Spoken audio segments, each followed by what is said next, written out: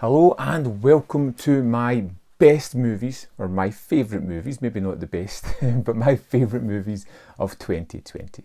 I've had a pretty good 2020 movie watching experience. I've seen about 80 movies from this year, so I'm pretty confident in throwing out a top 10 of movies that I really did love. And there is a couple of absolute standout movies that were direct to video, including my number one, which I just wholeheartedly endorse. And I hope, if you've not seen these movies, that I give you enough encouragement to go and check them out. So let's just start out with number 10 on my list. And like I said, these are my favourite. They may not be yours, it's just a personal view. Number 10 for me was, and this could have been a number of movies, was Bill and Ted Face the Music. Now, I was a little bit worried about this one. The run time, where it was being dumped on VOD, it just felt a little bit rushed and a little bit too late for a sequel. But it actually captures the imagination and the energy of the first movie, and the second as well, bringing back lots of characters, giving us lots of nods. There are moments that don't work particularly well, like the future robot, which I feel is a little bit grating and an unnecessary addition to the movie. But it was fun to see Bill and Ted back, and to see the two actors just slip comfortably into this role, and to see their tale play out, where their future, although they knew where it was going to go, it never quite ended up how they expected it to. I thought it was incredibly fun with the special effects, but more than that, just incredibly entertaining to see these two actors back in these roles and being wonderful at it. It was a movie that had me smiling all the way through it. I really needed it at the time it came.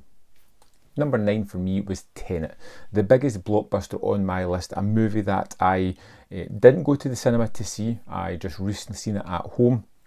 I heard lots of complicated things about it, people saying that the sound wasn't great, the plot was complicated, blah blah blah. I found the plot to be easy enough to understand in one viewing, getting a hold of what was there.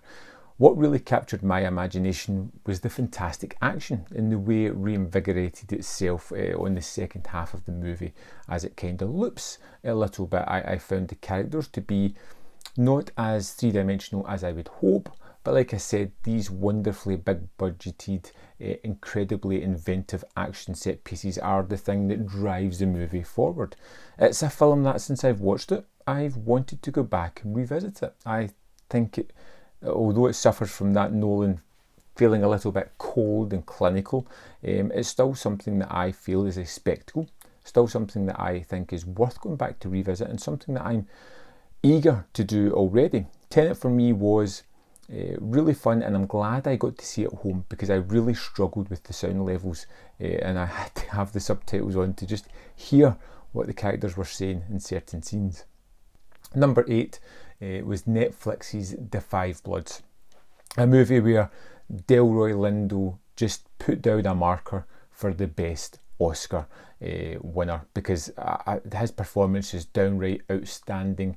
The filmmaking was brave and audacious, the storyline was kind of fun and endearing, and it came at a time where it really hammered home a message that I think that Spike Lee was trying to deliver, and having these characters come back after the war, still fighting a kind of civil war that they were at the time, and struggling to deal with the past transgressions and what they did, but seeing them kind of reunite was incredible movie.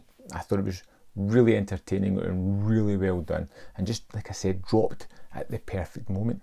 Number 7 on my list is Leigh Whannell's The Invisible Man, a remake of the Universal classic movie, but it didn't just remake it, it reinvented it. It brought it up to a modern day setting. It gave it a fantastic thematic behind it. You've got Elizabeth Moss, who gives an outstanding performance, and some brave filmmaking here as well. Very rarely has an empty room looked so threatening, has an empty hallway felt so filled with dread as it does in this movie. And again, I say it, Leigh Whannell is creating some fantastic movies, definitely one to watch, and this is an outstanding reimagining of a classic and well used property.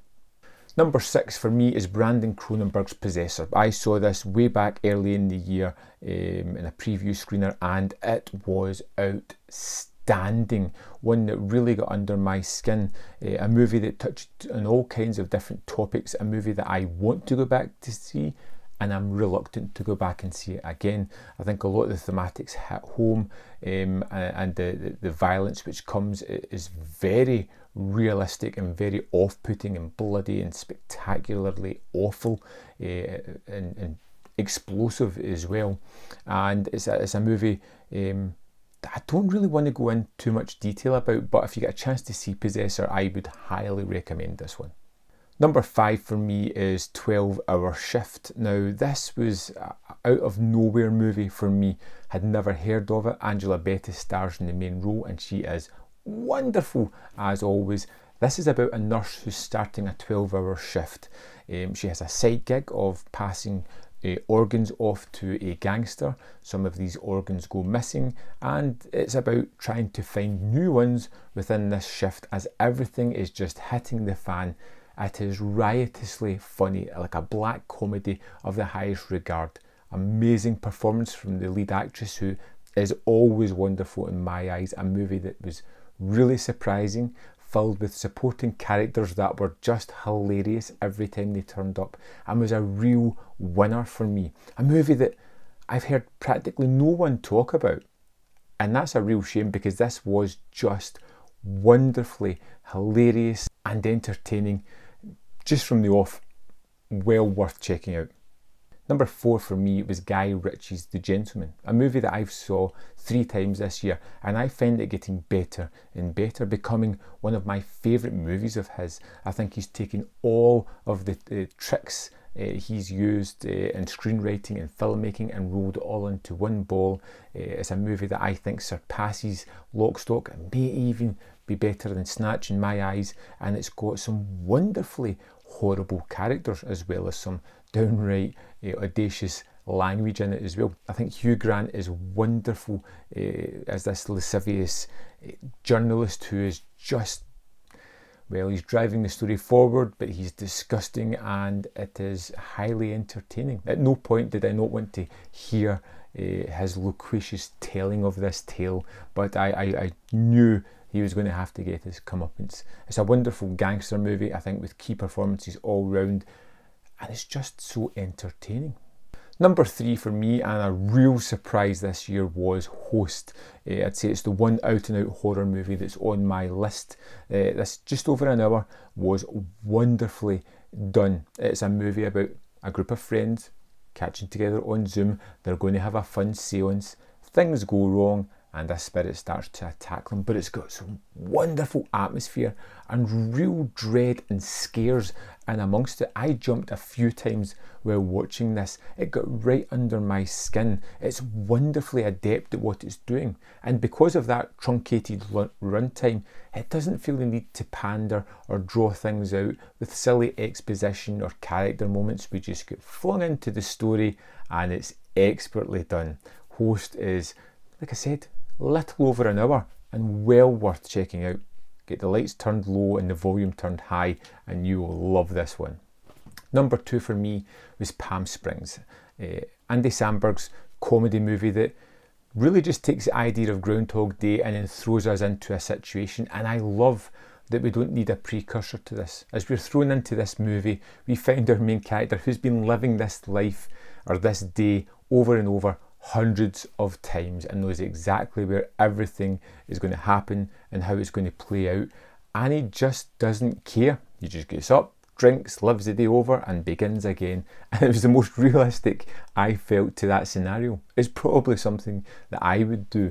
Why bother trying getting out? Just deal with it, live in that day, and just have a fun time every day. Riotously funny. You get a wonderful romance that isn't forced or in your face, but actually feels genuine and one that you're behind. It's got incredibly funny moments all the way through it, and for a kind of reimagining of the Groundhog Day scenario, I feel it's the one that's done it the best so far.